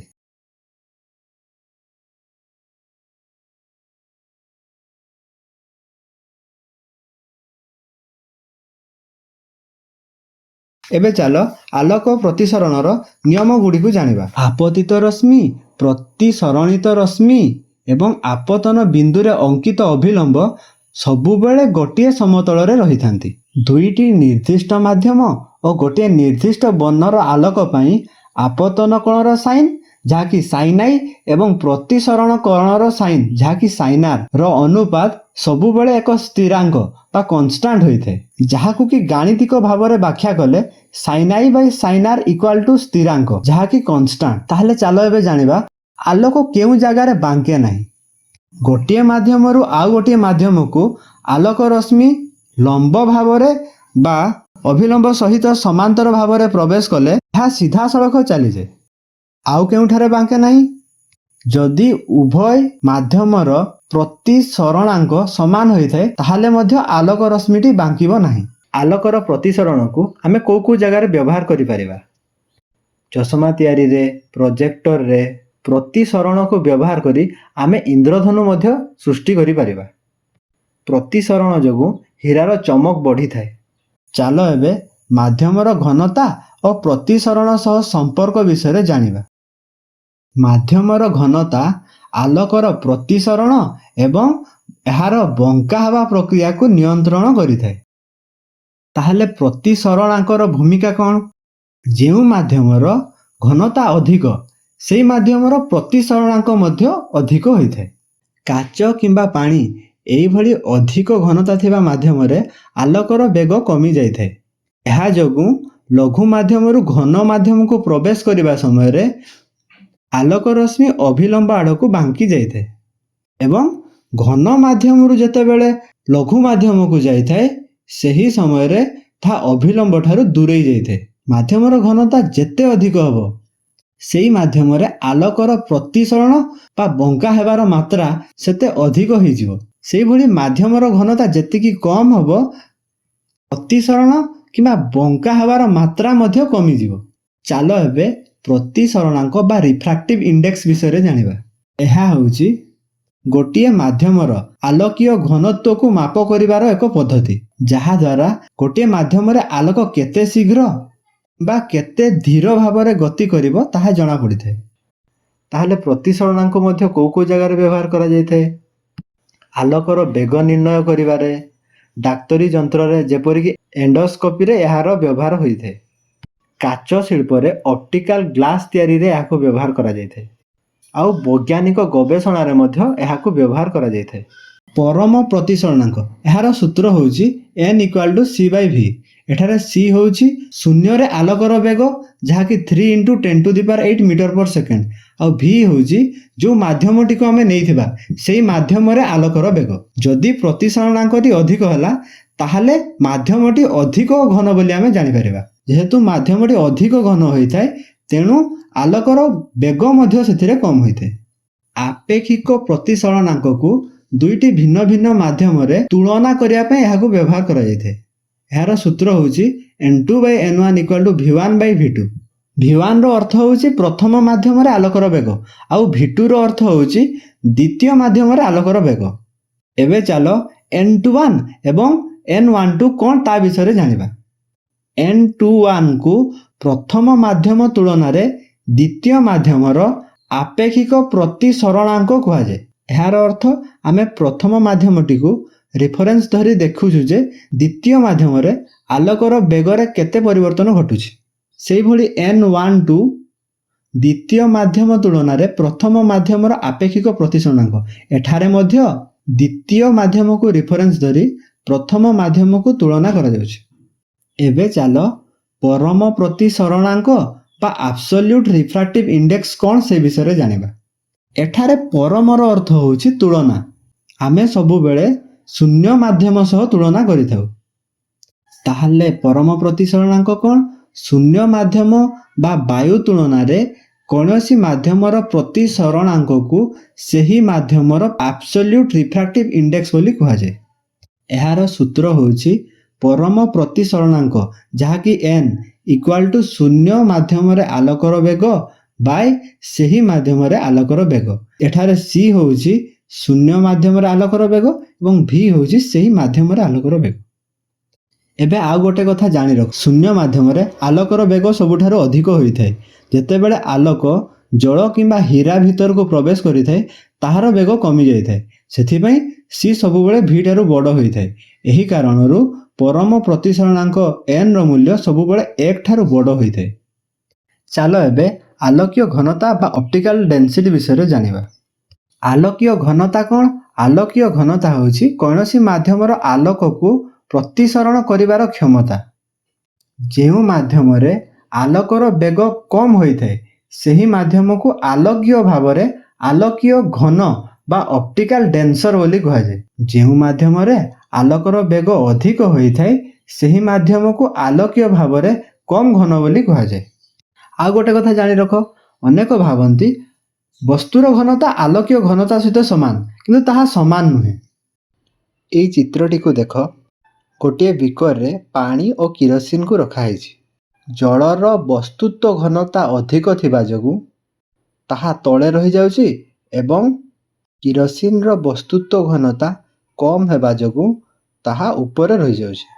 କିନ୍ତୁ ଜଳ ଅପେକ୍ଷା କିରୋସିନର ଆଲୋକୀୟ ଘନତା ଅଧିକ, ତେଣୁ ଆଲୋକୀୟ ଘନତା ଏବଂ ବସ୍ତୁତ୍ୱ ଘନତା ସମାନ ନୁହନ୍ତି। ଆମେ ଯଦି ଦୁଇଟି ମାଧ୍ୟମକୁ ତୁଳନା କରିବା, ଯେଉଁ ମାଧ୍ୟମର ପ୍ରତିସରଣାଙ୍କ ଅଧିକ ସେ ମାଧ୍ୟମଟି ଆଲୋକୀୟ ଘନ ମାଧ୍ୟମ, ଆଉ ଯେଉଁ ମାଧ୍ୟମଟି ପ୍ରତିସରଣାଙ୍କ କମ୍ ସେହି ମାଧ୍ୟମଟି ଆଲୋକୀୟ ଲଘୁ ମାଧ୍ୟମ। ଏହି କ୍ୱେଶ୍ଚନଟିକୁ ପଢ଼। ଆଲୋକ 1.5 ପ୍ରତିସରଣାଙ୍କ ବିଶିଷ୍ଟ କାଚ ମଧ୍ୟକୁ ପ୍ରବେଶ କଲା। କାଚ ଭିତରେ ଆଲୋକର ବେଗ କେତେ ହେବ? ଏଠାରେ କ'ଣ କ'ଣ ସବୁ ଦିଆହେଇଛି? ଏଠାରେ କାଚର ପ୍ରତିସରଣାଙ୍କ n = 1.5 ଦିଆହେଇଛି ଓ ଶୂନ୍ୟ ସ୍ଥାନରେ ଆଲୋକର ବେଗ c = 3 × 10⁸ m/s ଦିଆହେଇଛି। ଏହାର ସୂତ୍ର ହେଉଛି ପ୍ରତିସରଣାଙ୍କ n = c/v। ଆମକୁ ଏଠାରେ ଆଲୋକର ବେଗ ପଚାରିଛି, ତାହେଲେ ଆମକୁ v କାଲକୁଲେଟ୍ କରିବାର ଅଛି। ତାହେଲେ v = c/n। ଆଉ ତାପରେ ଯଦି ଆମେ ଭ୍ୟାଲୁ ପୁଟ୍ କରିବା, v = 2 × 10⁸ m/s ବାହାରୁଛି। ତା ପର ପ୍ରଶ୍ନଟିକୁ ପଢ଼। ହୀରାର ପ୍ରତିସରଣାଙ୍କ 2.42 ଅଟେ। ଏହାର ଅର୍ଥ କ'ଣ? ଏହାର ଅର୍ଥ ହେଉଛି ଶୂନ୍ୟ ସ୍ଥାନରେ ଆଲୋକର ବେଗ ହୀରା ମଧ୍ୟରେ ଆଲୋକର ବେଗ ଠାରୁ 2.42 ଗୁଣ ଅଧିକ। ଆମେ ଜାଣିଛୁ ଯେ ପ୍ରତିସରଣାଙ୍କ n = c/v। ଆମର ଏଠାରେ ପ୍ରତିସରଣାଙ୍କ n = 2.42 ଦିଆହେଇଛି। ଆମେ ଏଠାରେ c କୁ ଜାଣିଛୁ ଆଉ n କୁ ଜାଣିଛୁ, ତାହେଲେ v କାଲକୁଲେଟ୍ କରିବା। ତାହେଲେ v = c/n। c ହେଲା 3 × 10⁸ ଆଉ v ହେଲା 2.42। ୟାକୁ ଯଦି ଆମେ କାଲକୁଲେଟ୍ କରିବା ତାହେଲେ 1.24 × 10⁸ m/s ବାହାରୁଛି। ତାହେଲେ ହୀରାର ପ୍ରତିସରଣାଙ୍କ 2.42 ହେବାର ଅର୍ଥ ହେଉଛି ଶୂନ୍ୟ ସ୍ଥାନରେ ଆଲୋକର ବେଗ ହୀରାରେ ଆଲୋକର ବେଗ ଠାରୁ 2.42 ଗୁଣ ଅଧିକ ହେବ। ତେଣୁ ହୀରାରେ ଆଲୋକର ବେଗ ପ୍ରାୟ 1.24 × 10⁸ m/s। ଲୋକମାନେ ପଢ଼ିବା ପାଇଁ ଚଷମା ବ୍ୟବହାର କରିବାର ତମେ ଦେଖିଥିବ। ଘଡ଼ି ମରାମତି କରୁଥିବା ଲୋକ ଘଡ଼ିର ଛୋଟ ଛୋଟ ଅଂଶ ଦେଖିବା ପାଇଁ ଛୋଟ ପରିବର୍ଦ୍ଧକ କାଚ ବ୍ୟବହାର କରନ୍ତି। ଚାଲ ଏବେ ବର୍ତ୍ତୁଳାକାର ଲେନ୍ସର ପ୍ରତିସରଣ ବିଷୟରେ ଜାଣିବା। ତାହେଲେ ଲେନ୍ସ କାହାକୁ କୁହାଯାଏ? ଦୁଇଟି ଗୋଲାକାର ପୃଷ୍ଠ, ସେ ଭିତରୁ ଗୋଟିଏ ଗୋଲାକାର ବି ହୋଇପାରେ ଏବଂ ଅନ୍ୟଟି ସମତଳ ମଧ୍ୟ ହୋଇପାରେ। ଏହାଦ୍ୱାରା ଆଚ୍ଛାଦିତ ସ୍ୱଚ୍ଛ ମାଧ୍ୟମକୁ ଲେନ୍ସ କୁହାଯାଏ। ଲେନ୍ସ ହେଉଛି ଦୁଇ ପ୍ରକାରର, ଗୋଟିଏ ହେଉଛି ଅବତଳ ଲେନ୍ସ ଆଉ ଗୋଟିଏ ହେଉଛି ଉତ୍ତଳ ଲେନ୍ସ। ଉତ୍ତଳ ଲେନ୍ସ କାହାକୁ କୁହାଯାଏ? ଉତ୍ତଳ ଲେନ୍ସ ମଧ୍ୟ ଭାଗରେ ମୋଟା ଏବଂ ପ୍ରାନ୍ତ ଭାଗରେ ପତଳା ହୋଇଥାଏ। ଏହା ଆଲୋକ ରଶ୍ମି ଗୁଡ଼ିକୁ ଗୋଟିଏ ବିନ୍ଦୁରେ ଏକତ୍ର କରିବାରୁ ଏହାକୁ ଅଭିସାରୀ ବା କେନ୍ଦ୍ରାଭିମୁଖୀ ଲେନ୍ସ ମଧ୍ୟ କୁହାଯାଏ। ତାପରେ ଅବତଳ ଲେନ୍ସ। ଏହି ଲେନ୍ସ ମଧ୍ୟ ଭାଗରେ ପତଳା ଏବଂ ପ୍ରାନ୍ତ ଭାଗରେ ମୋଟା ହୋଇଥାଏ। ଏହା ଆଲୋକ ରଶ୍ମିକୁ ବିଛୁଡ଼ାଇ ଦେଉଥିବାରୁ ଏହାକୁ ଅପସାରୀ ଲେନ୍ସ ବା ଡାଇଭର୍ଜିଂ ଲେନ୍ସ ମଧ୍ୟ କୁହାଯାଏ। ଗୋଟିଏ ଲେନ୍ସର ଦୁଇଟି ବର୍ତ୍ତୁଳାକାର ପୃଷ୍ଠ ଥାଏ। ପ୍ରତ୍ୟେକ ବର୍ତ୍ତୁଳାକାର ପୃଷ୍ଠ ଗୋଟିଏ ଗୋଲକର ଅଂଶ ହୋଇଥାଏ। ଏହି ଗୋଲକ ଗୁଡ଼ିକର କେନ୍ଦ୍ରକୁ ଲେନ୍ସର ବକ୍ରତା କେନ୍ଦ୍ର ବୋଲି କୁହାଯାଇଥାଏ। ଲେନ୍ସର ବକ୍ରତା କେନ୍ଦ୍ରକୁ C ଅକ୍ଷର ଦ୍ୱାରା ଚିହ୍ନିତ କରାଯାଇଥାଏ। ଲେନ୍ସର କେନ୍ଦ୍ରବିନ୍ଦୁକୁ ଏହାର ଆଲୋକ କେନ୍ଦ୍ର ବୋଲି କୁହାଯାଇଥାଏ। ଏକ କାଳ୍ପନିକ ସରଳ ରେଖା ଉଭୟ ବକ୍ରତା କେନ୍ଦ୍ରକୁ ଯୋଡ଼ିଥାଏ ଏବଂ ଲେନ୍ସର ଗୋଲକ କେନ୍ଦ୍ର ମଧ୍ୟ ଦେଇ ସିଧାସଳଖ ଗତି କରିଥାଏ। ତାହାକୁ ମୁଖ୍ୟ ଅକ୍ଷ ବା ପ୍ରିନ୍ସିପାଲ ଆକ୍ସିସ୍ ବୋଲି କୁହାଯାଏ। ମୁଖ୍ୟ ଅକ୍ଷ ସହ ସମାନ୍ତରାଳ ଭାବରେ ଆସୁଥିବା ଆଲୋକ ରଶ୍ମି ଗୁଡ଼ିକ ପ୍ରତିସରଣ ପରେ ଯେଉଁ ବିନ୍ଦୁରେ ମିଳିତ ହୋଇଥାନ୍ତି କିମ୍ବା ମିଳିତ ହେଲା ପରି ଆମକୁ ମନେ ହୋଇଥାନ୍ତି, ତାହାକୁ ମୁଖ୍ୟ ଫୋକସ୍ ବୋଲି କୁହାଯାଏ। ଆଉ ଏହା ମଧ୍ୟ ଜାଣି ରଖ ଯେ ଲେନ୍ସର ଆଲୋକ କେନ୍ଦ୍ର ଦେଇ ଯାଉଥିବା ଆଲୋକ ରଶ୍ମିର କୌଣସି ବିପତନ ହୁଏନି, ତାହା ସିଧାସଳଖ ଭାବରେ ଗତି କରିଥାଏ। ଆଉ ବର୍ତ୍ତୁଳାକାର ଲେନ୍ସର ମଝିରେ ଯେଉଁ କ୍ଷୁଦ୍ର ବୃତ୍ତାକାର ପରିସୀମା ଭିତରେ ଲେନ୍ସର ପ୍ରତିସରଣ କରେ, ତାହାର ବ୍ୟାସକୁ ଲେନ୍ସର ଦ୍ୱାରକ ବା ଆପାର୍ଚର ବୋଲି କୁହାଯାଏ। ଚାଲ ଏବେ ବସ୍ତୁର ଭିନ୍ନ ଭିନ୍ନ ସ୍ଥିତି ପାଇଁ ଉତ୍ତଳ ଲେନ୍ସରେ ସୃଷ୍ଟି ପ୍ରତିବିମ୍ବର ପ୍ରକୃତି, ସ୍ଥିତି ଓ ଆପେକ୍ଷିକ ଆକାର କିପରି ହୋଇଥାଏ ସେ ବିଷୟରେ ଜାଣିବା। ବସ୍ତୁଟି ଅନନ୍ତ ଦୂରତାରେ ଥିଲେ ଏହାର ପ୍ରତିବିମ୍ବଟି ଫୋକସଠାରେ ସୃଷ୍ଟି ହୋଇଥାଏ। ଆଉ ପ୍ରତିବିମ୍ବଟି ଅତ୍ୟନ୍ତ କ୍ଷୁଦ୍ର ବା ବିନ୍ଦୁ ସମ ହୋଇଥାଏ। ଆଉ ଏହି ପ୍ରତିବିମ୍ବଟି ବାସ୍ତବ ଓ ଓଲଟା ହୋଇଥାଏ। ବସ୍ତୁଟି ଅନନ୍ତ ଦୂରତା ଆଉ C, ଯାହାକି ସେଣ୍ଟର ଅଫ୍ କର୍ଭେଚର ମଧ୍ୟରେ ରହିଲେ, ଯାହାକୁ କି ଆମେ 2F ବୋଲି ମଧ୍ୟ କହିଥାଉ, ଏହି ସ୍ଥାନରେ ରହିଲେ ପ୍ରତିବିମ୍ବଟି ଫୋକସ୍ ଯାହାକି F2 ଏବଂ C2 ମଧ୍ୟରେ ସୃଷ୍ଟି ହୋଇଥାଏ। ଆଉ ପ୍ରତିବିମ୍ବଟି କ୍ଷୁଦ୍ର ହୋଇଥାଏ ଏବଂ ଏହାର ପ୍ରକୃତି ବାସ୍ତବ ଓ ଓଲଟା ହୋଇଥାଏ। ତାପରେ ବସ୍ତୁକୁ ଆମେ C1ରେ ରଖିଲେ ପ୍ରତିବିମ୍ବଟି C2ରେ ସୃଷ୍ଟି ହେଉଛି ଆଉ ଏହାର ଆକାର ସମାନ ରହୁଛି ଏବଂ ଏହାର ପ୍ରକୃତି ବାସ୍ତବ ଓ ଓଲଟା ହେଉଛି। ତାପରେ ବସ୍ତୁଟିକୁ C ଏବଂ F1 ମଧ୍ୟରେ ରଖିଲେ ପ୍ରତିବିମ୍ବଟି C2 ପରେ ସୃଷ୍ଟି ହେଉଛି ଆଉ ପ୍ରତିବିମ୍ବର ଆକାର ବସ୍ତୁର ଆକାର ଠାରୁ ବଡ଼ ହେଉଛି ଏବଂ ଏହାର ପ୍ରକୃତି ବାସ୍ତବ ଓ ଓଲଟା।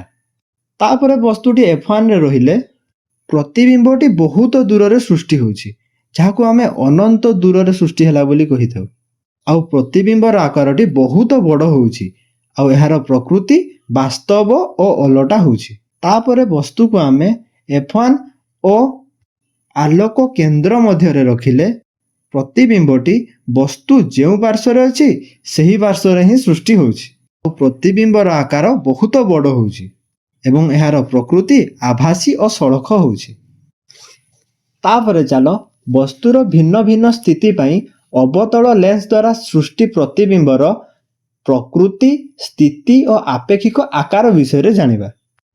ବସ୍ତୁଟି ଅନନ୍ତ ଦୂରତାରେ ରହିଲେ ପ୍ରତିବିମ୍ବଟି F1 ଠାରେ ସୃଷ୍ଟି ହେଉଛି ଆଉ ପ୍ରତିବିମ୍ବର ଆକାରଟି ବହୁତ ଛୋଟ ହେଉଛି, ଯାହାକୁ କି ଆମେ ବିନ୍ଦୁ ସମ ହୋଇଛି ବୋଲି ମଧ୍ୟ କହିଥାଉ ଏବଂ ଏହାର ପ୍ରକୃତି ଆଭାସୀ ଓ ସଳଖ ହୋଇଥାଏ। ତାପରେ ଆମେ ବସ୍ତୁଟିକୁ ଅନନ୍ତ ଦୂରତା ଯାହାକି ଇନଫିନିଟି ଓ ଲେନ୍ସର ଆଲୋକ କେନ୍ଦ୍ର ମଧ୍ୟରେ ରଖିଲେ ପ୍ରତିବିମ୍ବଟି F1 ଓ ଆଲୋକ କେନ୍ଦ୍ର ଯାହାକି O ମଧ୍ୟରେ ସୃଷ୍ଟି ହେଉଛି।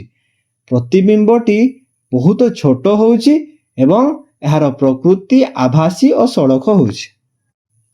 ପରିବର୍ଦ୍ଧନ କ'ଣ? ଚାଲ ଏବେ ବର୍ତ୍ତୁଳାକାର ଲେନ୍ସର ସଂକେତ ପ୍ରଥା ବିଷୟରେ ଜାଣିବା। ଦର୍ପଣ ପରି ଲେନ୍ସରେ ମଧ୍ୟ ନୂତନ କାର୍ଟେସିଆନଙ୍କ ସଂକେତ ପ୍ରଥାକୁ ବ୍ୟବହାର କରାଯାଇଥାଏ। ସମସ୍ତ ଦୂରତା ଯାହାକି UVF ଏ ସବୁ ଗୁଡ଼ିକୁ ଆମେ ଲେନ୍ସର ଆଲୋକ କେନ୍ଦ୍ର O ଠାରୁ ମାପିଥାଉ। ଉତ୍ତଳ ଲେନ୍ସର ଫୋକସକୁ ପଜିଟିଭରେ ନିଆଯାଏ ଆଉ ଅବତଳ ଲେନ୍ସର ଫୋକସକୁ ନେଗେଟିଭରେ ନିଆଯାଏ। U ବା ବସ୍ତୁର ଦୂରତା ସର୍ବଦା ଋଣାତ୍ମକ ହୋଇଥାଏ, ଅର୍ଥାତ୍ ବସ୍ତୁ ସବୁବେଳେ ବାମ ପାର୍ଶ୍ୱରେ ରହିଥାଏ। ପ୍ରତିବିମ୍ବଟି ଡାହାଣ ପାର୍ଶ୍ୱରେ ରହିଲେ ତାହା ପଜିଟିଭ ହେବ ଏବଂ ବାସ୍ତବ ହେବ। ପ୍ରତିବିମ୍ବଟି ବାମ ପାର୍ଶ୍ୱରେ ସୃଷ୍ଟି ହେଲେ ତାହା ଋଣାତ୍ମକ ବା ନେଗେଟିଭ ହେବ ଏବଂ ଅବାସ୍ତବ ହେବ। ଉତ୍ତଳ ଲେନ୍ସରେ ଫୋକସକୁ ପଜିଟିଭରେ ନିଆ ହୁଏ ଆଉ ଅବତଳ ଲେନ୍ସରେ ଫୋକସକୁ ନେଗେଟିଭରେ ନିଆ ହୋଇଥାଏ। ବସ୍ତୁଟି ପ୍ରମୁଖ ଅକ୍ଷରୁ ଉପରକୁ ରହିଲେ ବସ୍ତୁର ଉଚ୍ଚତା ବା Hକୁ ପଜିଟିଭରେ ନିଆହେବ ଆଉ ଯଦି ବସ୍ତୁଟି ତଳକୁ ରହିଲା ତାହେଲେ Hକୁ ନେଗେଟିଭରେ ନିଆହେବ। ଯଦି ପ୍ରତିବିମ୍ବଟି ପ୍ରମୁଖ ଅକ୍ଷରୁ ଉପରକୁ ରହିଲା ତାହେଲେ ପ୍ରତିବିମ୍ବର ଉଚ୍ଚତା H' ପଜିଟିଭରେ ନିଆଯିବ ଏବଂ ଯଦି ପ୍ରମୁଖ ଅକ୍ଷରୁ ତଳକୁ ରହିଲା ତାହେଲେ ପ୍ରତିବିମ୍ବର ଉଚ୍ଚତାକୁ ନେଗେଟିଭରେ ନିଆଯିବ। ତାହେଲେ ଲେନ୍ସର ଫର୍ମୁଲା କ'ଣ? 1/v-1/u = 1/f। ଉତ୍ତଳ ଦର୍ପଣକୁ ଆମେ କୋଉ ଜାଗାରେ ବ୍ୟବହାର କରିଥାଉ? ଉତ୍ତଳ ଦର୍ପଣକୁ ଆମେ ଯବକାଚରେ ବ୍ୟବହାର କରିଥାଉ, କ୍ୟାମେରାରେ, ଅଣୁବୀକ୍ଷଣ ଯନ୍ତ୍ରରେ, ଦୂରବୀକ୍ଷଣ ଯନ୍ତ୍ରରେ, ପ୍ରୋଜେକ୍ଟରରେ, ଦୂରଦୃଷ୍ଟି ଦୋଷ ଯାହାକି ହାଇପରମେଟ୍ରୋପିଆ ତାକୁ ସଂଶୋଧନ କରିବା ପାଇଁ ଏହି ଲେନ୍ସକୁ ଚଷମାରେ ବ୍ୟବହାର କରାଯାଇଥାଏ। ତାପରେ ଅବତଳ ଲେନ୍ସକୁ କୋଉଠି ବ୍ୟବହାର କରାଯାଇଥାଏ? ମେଓପିଆ ବା ନିକଟ ଦୃଷ୍ଟି ଦୋଷକୁ ସଂଶୋଧନ ପାଇଁ ଏହାକୁ ଚଷମାରେ ବ୍ୟବହାର କରାଯାଇଥାଏ। ଡୋରର ପିପ୍ ହୋଲରେ ମଧ୍ୟ ବ୍ୟବହାର କରାଯାଇଥାଏ। ଲେଜର ଆଲୋକ ରଶ୍ମିକୁ ପ୍ରସାରିତ କରିବା ପାଇଁ ବ୍ୟବହାର କରାଯାଇଥାଏ। ବାଇନାକୁଲାର୍ସ ଓ ଟେଲିସ୍କୋପରେ ମଧ୍ୟ ଏହାକୁ ବ୍ୟବହାର କରାଯାଇଥାଏ ଆଉ କ୍ୟାମେରାରେ ମଧ୍ୟ ଏହାକୁ ବ୍ୟବହାର କରାଯାଇଥାଏ। ଲେନ୍ସ ଦ୍ୱାରା ସୃଷ୍ଟି ହେଉଥିବା ପ୍ରତିବିମ୍ବର ଆକାର ବସ୍ତୁର ପ୍ରକୃତ ଆକାର ଠାରୁ କେତେ ଗୁଣ ବଡ଼ କିମ୍ବା ସାନ ହେଉଛି ତାହାର ଅନୁପାତକୁ ପରିବର୍ଦ୍ଧନ କୁହାଯାଏ। ଏହି ପରିବର୍ଦ୍ଧନକୁ ଇଂରାଜୀ ଅକ୍ଷର m ଦ୍ୱାରା ସୂଚିତ କରାଯାଏ। ତାହେଲେ m = ପ୍ରତିବିମ୍ବର ଉଚ୍ଚତା ବାଇ ବସ୍ତୁର ଉଚ୍ଚତା। ପ୍ରତିବିମ୍ବର ଉଚ୍ଚତାକୁ ଆମେ H' ଏବଂ ବସ୍ତୁର ଉଚ୍ଚତାକୁ h ବୋଲି କହିଥାଉ। ତାହେଲେ ପରିବର୍ଦ୍ଧନ m = H'/h। ଆହୁରି ମଧ୍ୟ m = v/u ଯାହାକି ପ୍ରତିବିମ୍ବର ଦୂରତା ବାଇ ବସ୍ତୁର ଦୂରତା, ତେଣୁ H'/h = ମଧ୍ୟ v/u ହେବ। m ର ଭ୍ୟାଲୁ ଯଦି ପଜିଟିଭରେ ବାହାରିଲା ତାହେଲେ ପ୍ରତିବିମ୍ବଟି ଆଭାସୀ ଓ ସଳଖ ହୋଇଥାଏ एम रो भैल्यू जदि नेगेटिव रे बाहरला ताहले प्रतिबिंबटी वास्तव और ओलटा होइथाय। जदि एम रो भैल्यू इक्वल टू 1 हैला ताहले प्रतिबिंब और वस्तुर उच्चता समान हबो। जदि एम रो भैल्यू 1 ठारू बड़ हैला ताहले प्रतिबिंबटी बड़ हबो। जदि एम रो भैल्यू 1 ठारू छोट हैला ताहले प्रतिबिंबटी छोट हबो। वर्तमान ए प्रश्नटी को पढ़। गोटे अवतल लेंस रो फोकस दूरता 15 सेंटीमीटर अटे।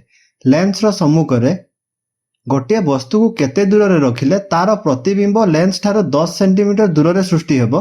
लेंस द्वारा केते परिवर्धन सृष्टि हेबो ताहा निर्णय कर।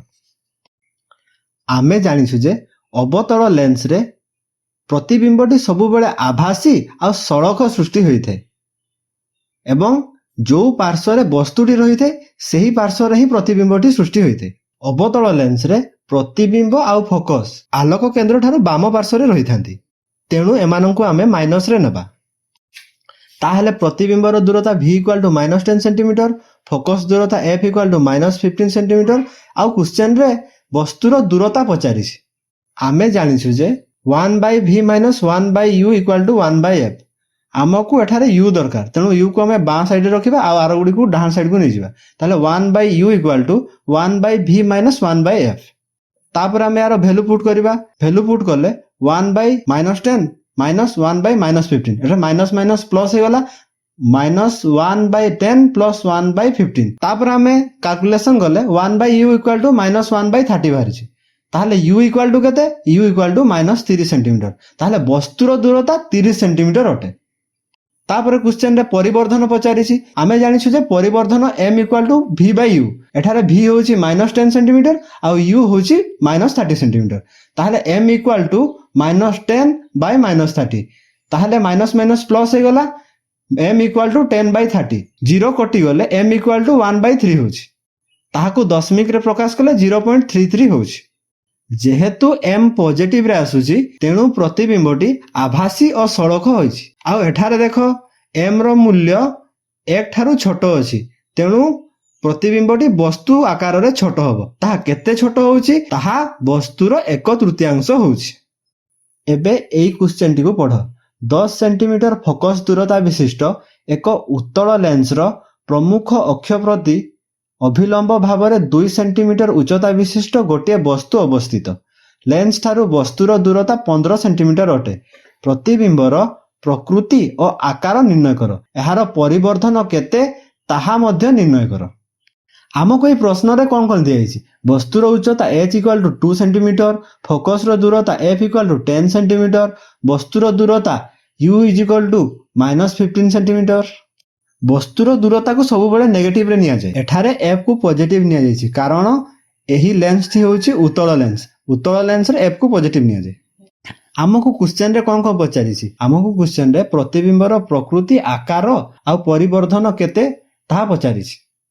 आमको एई सबु बाहर करिया पई प्रतिबिंबर दूरता आ प्रतिबिंबर उच्चता को बाहर करिया पई पड़ियो। ताहले सूत्र अनुसार 1/v - 1/u equal to 1/f। आमको v बाहर करियार अछि, तेणु 1/v equal to 1/u plus 1/f। तापर आमे वैल्यू पुट करले 1/-15 प्लस 1/10। तापर ताको आमे कैलकुलेट करे 1/v इक्वल टू 1/30 बाहरुछि। ताहले v इक्वल टू केते? v equal to 30 centimetre. जेहेतु v टी युक्तात्मक रे बाहरुछि तेणु प्रतिबिंबटी लेंस रो अपर पार्श्व रे सृष्टि हेबो एवं आलोक केंद्र ठारू 30 सेंटीमीटर दूर रे सृष्टि हेबो। आमे जानिछु जे परिवर्धन m इक्वल टू h' जहा कि v/u सहित समान। आ h' इक्वल टू v/u ताहले h' equal to h into v/u। तापर आमे वैल्यू पुट करले h' रो वैल्यू -4 सेंटीमीटर बाहरुछि। जेहेतु h' रो वैल्यू माइनस रे आसुछि तेणु प्रतिबिंबटी ओलटा हबो। आ जेहेतु v टी पॉजिटिव रे आसीछि तेणु प्रतिबिंबटी वास्तव। ताहले परिवर्धन केते? परिवर्धन m equal to v/u। v हला 30 सेंटीमीटर, u हला -15 सेंटीमीटर, तेणु m equal to -2। m negative होइथिबारु प्रतिबिंबटी वास्तव और ओलटा। जेहेतु परिवर्धन m इक्वल टू 2 बाहरिछि ताहले वस्तुर उच्चतारु प्रतिबिंबर उच्चता 2 गुण हबो। एणु 4 सेंटीमीटर उच्चतार एक वास्तव ओलटा प्रतिबिंब लेंस रो अपर पार्श्व रे आलोक केंद्र ठारू 30 सेंटीमीटर दूर रे सृष्टि हबो।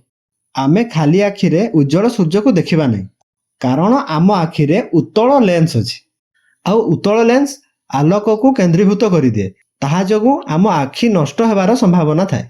ଚାଲ ଏବେ ଲେନ୍ସର ପାୱାର ବିଷୟରେ ଜାଣିବା। ଆମେ ପୂର୍ବରୁ ଜାଣିଛୁ ଯେ ଉତ୍ତଳ ଲେନ୍ସ ଆଲୋକକୁ ଅଭିସାରଣ କରେ ଆଉ ଅବତଳ ଲେନ୍ସ ଆଲୋକକୁ ଅପସାରଣ କରିଥାଏ। ଏହି ଲେନ୍ସ ଗୁଡ଼ିକରେ ଆଲୋକ ଯଦି ଅଧିକ ବାଙ୍କିଲା ତାହେଲେ ଫୋକସ୍ ଦୂରତା କମ୍ ବୋଲି ଆମେ ଜାଣିବା। ଆଉ ଯଦି ଫୋକସ୍ ଦୂରତା କମ୍ ହେଲା ତାହେଲେ ଲେନ୍ସର ପାୱାର ଅଧିକ ରହିବ। ଆଲୋକ ଯଦି କମ୍ ବାଙ୍କିଲା ଅଟୋମେଟିକାଲି ଫୋକସ୍ ଦୂରତା ଅଧିକ ହେବ। ଫୋକସ୍ ଦୂରତା ବେଶୀ ହେଲା ମାନେ ସେଇ ଲେନ୍ସରେ ପାୱାର ବହୁତ କମ୍ ଅଛି। ତାହେଲେ ପାୱାର କ'ଣ? ଆଲୋକକୁ ଅଭିସାରଣ ବା ଅପସାରଣ କରିବାର କ୍ଷମତାକୁ ଲେନ୍ସର ପାୱାର କୁହାଯାଏ। ଏହାର ସୂତ୍ର P = 1/f। ଏଠାରେ P ହେଉଛି ଲେନ୍ସର ପାୱାର ଓ F ହେଉଛି ଫୋକାଲ ଲେନ୍ଥ, ଯାହାକୁ କି ଫୋକସ୍ର ଦୂରତା ବୋଲି ଆମେ କହିଥାଉ। ଏଠାରେ ଫୋକାଲ ଲେନ୍ଥ ବା ଫୋକସ୍ ଦୂରତାକୁ ସବୁବେଳେ ମିଟରରେ ନିଆଯାଇଥାଏ। ଏହାର ଏକକ ଡାଏପ୍ଟର। ମନେକର P = 1 ଡାଏପ୍ଟର ଆଉ F = 1 ମିଟର। ତାହେଲେ P = ଆମେ ଜାଣିଛୁ ଯେ 1/f। ତାପରେ ତାର ଭ୍ୟାଲୁ ପୁଟ୍ କରିବା 1D বা 1 ଡାଏପ୍ଟର = 1/1 ମିଟର। ତାହେଲେ 1 ଡାଏପ୍ଟର = 1 ମିଟର ଇନଭର୍ସ। ଉତ୍ତଳ ଲେନ୍ସରେ ପାୱାର ଯୁକ୍ତାତ୍ମକ ହୁଏ ଆଉ ଅବତଳ ଲେନ୍ସରେ ପାୱାର ବିଯୁକ୍ତାତ୍ମକ ହୋଇଥାଏ। ଯଦି ଲେନ୍ସର ପାୱାର +2 ଡାଏପ୍ଟର ହୁଏ ତେବେ ଫୋକାଲ ଲେନ୍ଥ F = 1/p ଆଉ ଏଠାରେ P 2 ଦେଇଛି ଯେହେତୁ F = 1/2 1/2 ହେଲା 0.50 ମିଟର। ତାହେଲେ ଫୋକସ୍ ଦୂରତା ହେଲା +0.50 ମିଟର। ଯେହେତୁ ଫୋକସ୍ ଲେନ୍ସଟି ପଜିଟିଭରେ ଆସୁଛି ତେଣୁ ଏହି ଲେନ୍ସଟି ହେଉଛି ଏକ ଉତ୍ତଳ ଲେନ୍ସ। ସେଇଭଳି ଏଠାରେ ଦେଖ F ଟି ନେଗେଟିଭରେ ଆସିଛି ତେଣୁ ଏହି ଲେନ୍ସଟି ହେଉଛି ଅବତଳ ଲେନ୍ସ। ଏବଂ ଏଠାରେ ଦେଖ ଏହାର ପାୱାର ମଧ୍ୟ ଋଣାତ୍ମକ ଅଛି। ଚାଲ ଏବେ ଲେନ୍ସ ଗୁଡ଼ିକ କିପରି ଭାବରେ ସଂଯୋଗ ହୋଇଥାନ୍ତି ସେ ବିଷୟରେ ଜାଣିବା। ଯଦି ଆମେ ଏକାଧିକ ଲେନ୍ସକୁ ପରସ୍ପର ସହ ସଂସ୍ପର୍ଶରେ ରଖିବା ତେବେ ସେମାନଙ୍କର ମିଳିତ ପାୱାର ସବୁ ଲେନ୍ସର ସ୍ୱତନ୍ତ୍ର ପାୱାରର ଯୋଗଫଳ ସହିତ ସମାନ ହେବ। ଚାଲ ଏବେ ଗୋଟିଏ ଉଦାହରଣକୁ ଦେଖିବା।